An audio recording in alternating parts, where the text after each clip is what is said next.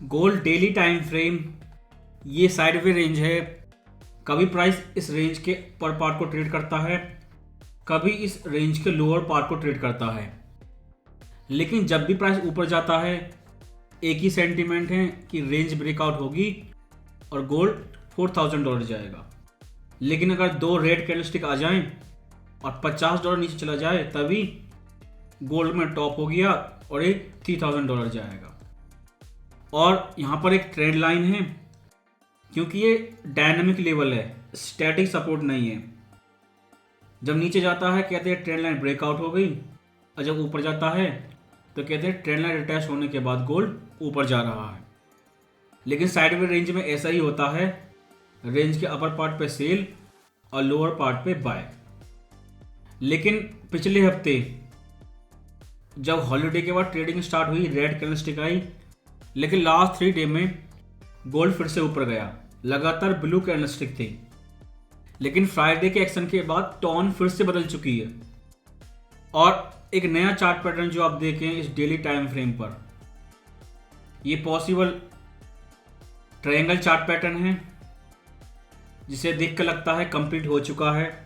अपर trend line breakout होने के बाद क्लियरली इसके बाहर क्लोज हुई है, यानी कि ट्रायंगल चार्ट पैटर्न कंप्लीट और ब्रेकआउट स्टार्ट हो चुका है, जो इस समय गोल्ड में मोस्ट पॉपुलर चार्ट पैटर्न है, जिसके बेस पे मेजॉरिटी ऑफ मार्केट ट्रेड कर रहा है। जितनी भी नई पुरानी एंट्री आएंगी उन सबके एसएल 3284 लेवल के बेस पे होंगे, और वो सभी एक ही टारगेट करेंगे 3430 लेवल का रेंज ब्रेकआउट। लेकिन इससे पहले रेंज ब्रेकआउट हो, अगर लास्ट ईयर 2024 और इस साल को साइड बाय साइड कंपेयर करें तो बहुत सारी चीज़ें हैं। पहले स्ट्रॉन्ग एनएफपी आई, उसके बाद में और चीज़ें आ चुकी हैं, जिसे देख के लगता है कि रेट पॉज कंटिन्यू रहेगा। और पिछले हफ्ते फेड गुलसुवी ने भी बोल दिया। ट्रंप ने कॉपर पे टैरिफ बढ़ा दिए हैं 50%, और नई टैरिफ डेडलाइन है 1 अगस्त। जिसके पीछे की पॉलिटिक्स आप देखें, एफओएमसी से पहले 50% टैरिफ होंगे कॉपर पे, उसके बाद फेड एफओएमसी स्पीच देंगे और कॉपर टैरिफ का बहाना लेके रेट पॉज कर सकते हैं। और कुछ दिनों बाद ही अगस्त डेडलाइन होगी, टैरिफ या तो कैंसिल हो जाएंगे या और डिले हो जाएंगे। लेकिन जिसका मेन उद्देश्य ये है, फेड को एक बहाना चाहिए कि रेट पॉज कर सके या हॉकिश रह सके। सेम यही चीज़ इन्होंने मई एफओएमसी मीटिंग में की थी। पहले चाइना टैरिफ 145% और कुछ समय बाद ही घटा दिए। सेम यही चीज़ आपने जून एफओएमसी मीटिंग में देखी। ईरान वार था, एफओएमसी होते ही वॉर भी खत्म हो गया और गोल्ड अभी भी डाउन है। अब ये नया नैरेटिव लेकर आए हैं जुलाई एफओएमसी से पहले, कॉपर टैरिफ, क्योंकि फिर तो एफओएमसी में वही बोलेंगे, उसी चीज़ को रेट करेंगे जो इन्फॉर्मेशन उस समय होगी। और डेडलाइन एफओएमसी के बाद है, बाद में वो टैरिफ जीरो भी कर सकते हैं और डिले भी कर सकते हैं। लेकिन फेड के पास एक बहाना है। एनएपी के बाद अगर सीपीआई भी स्ट्रॉन्ग आ गई तो रेट कट इजीली नहीं होगा जुलाई एफओएमसी मीटिंग में, पॉज कंटिन्यू रहेगा और गोल्ड के लिए बेरिश साइन होगा। क्योंकि जून एफओएमसी से पहले इन्होंने ईरान वार का बहाना लिया था। इस बार जो रसिया वार है, जो 2022 से चल रहा है, ट्रंप की ऑडियो लीक हुई है जिसमें उन्होंने रसिया पे बॉम्ब गिराने की धमकी दी है और यूक्रेन को वेपन सेंड कर दिए।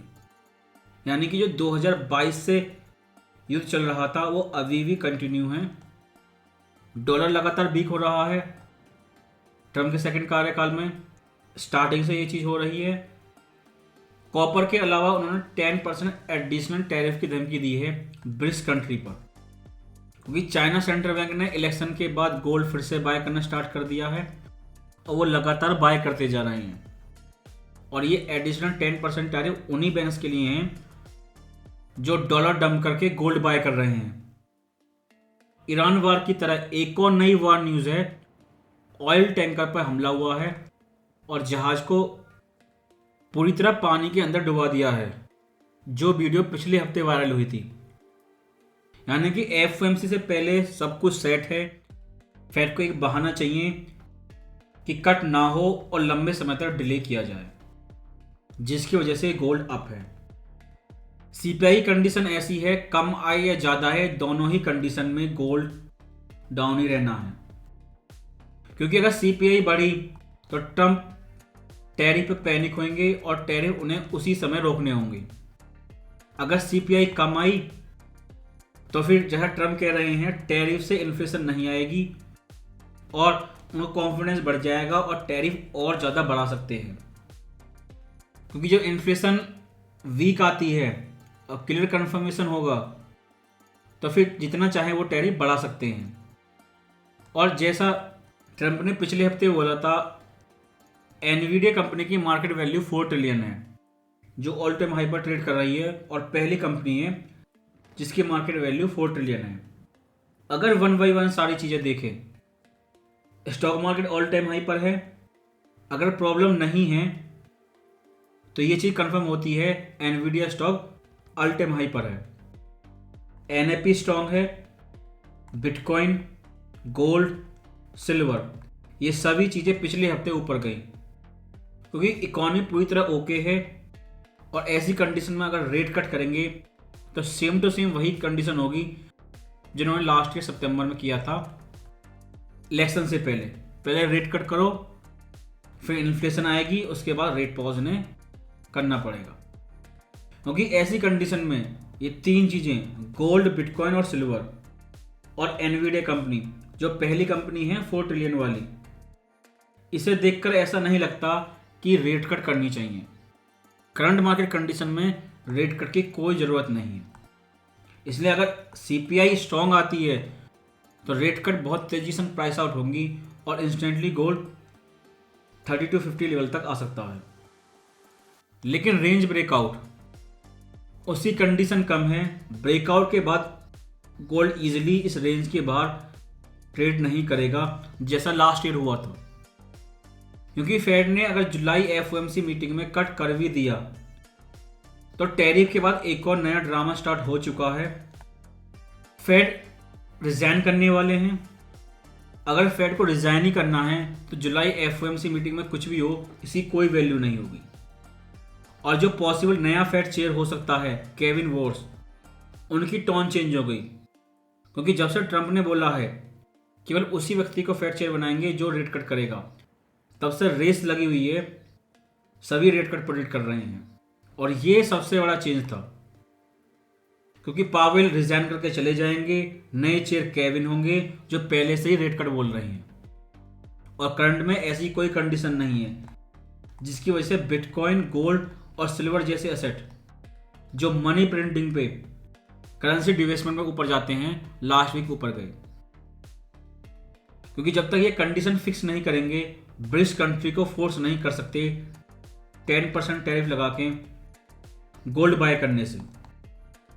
इसलिए अगर ये काउंटर ट्रेंड करेक्शन है, टॉप टू बॉटम यहाँ पर 50% रिट्रेसमेंट लेवल है और ये स्टैटिक रेजिस्टेंस है 3350 जो बार बार अटैच हो रहा है। स्टैटिक रेजिस्टेंस और 50% रिट्रेसमेंट लेवल। अगर करेक्शन है तो पीपीआई न्यूज़ तक कंटिन्यू रह सकता है। उसके बाद अगर क्लियरिटी आई तो गोल्ड इजीली रेंज ब्रेकडाउन करेगा।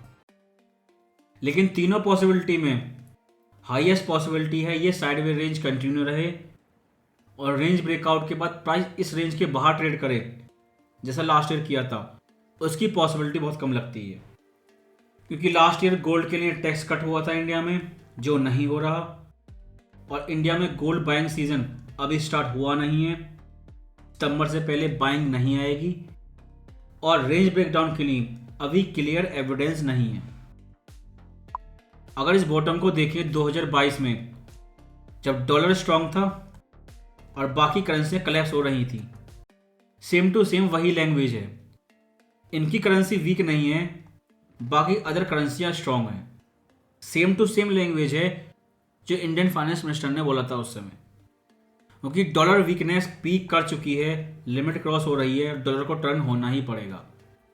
और साल के शुरुआत से जितना डॉलर वीक हुआ उतना ही गोल्ड ऊपर गया।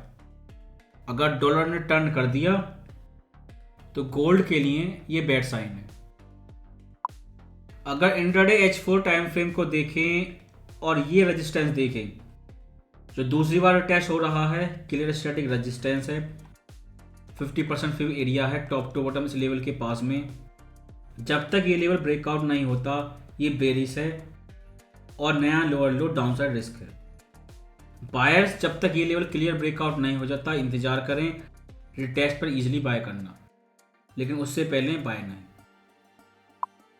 लेकिन लास्ट ईयर 2024 में ये रेंज सितंबर के महीने में ब्रेकआउट हुई थी, यानी कि जब रेट कट स्टार्ट हुई थी, उससे पहले नहीं।